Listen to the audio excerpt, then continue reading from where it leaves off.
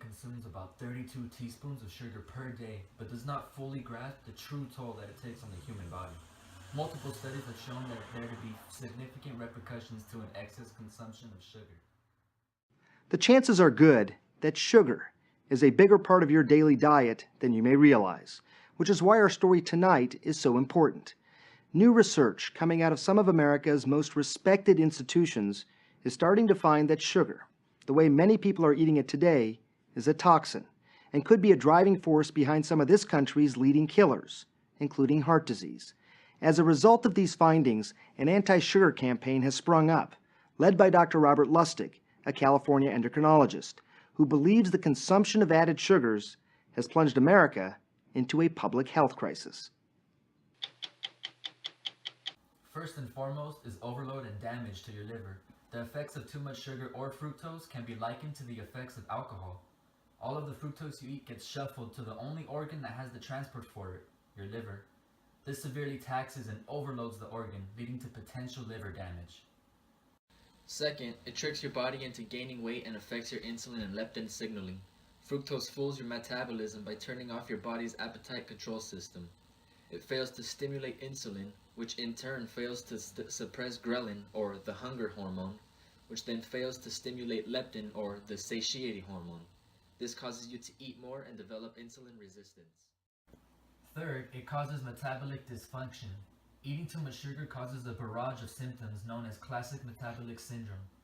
These include weight gain, abdominal obesity, decreased HDL and increased LDL, elevated blood sugar, elevated triglycerides, and high blood pressure.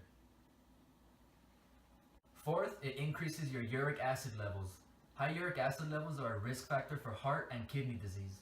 In fact, the connection between fructose, metabolic syndrome, and your uric acid is now so clear that your uric acid level can now be used as a marker for fructose toxicity.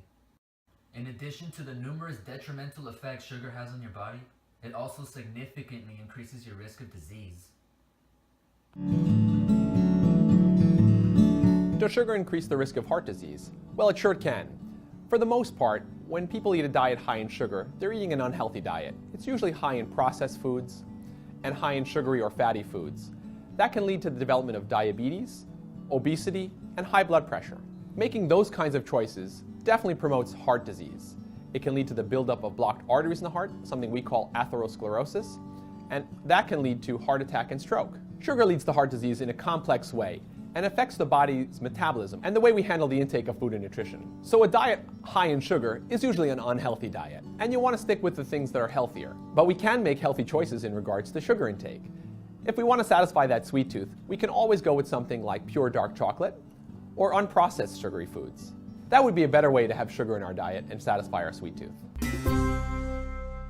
In conclusion, sugar in its natural form is not inherently bad as long as it is consumed in moderation. This means avoiding all sources of fructose, particularly processed foods and beverages like soda. Severely limiting your consumption of refined carbohydrates and grains as they actually break down the sugar in your body and increase insulin levels and resistance will help you to live a longer, healthier life.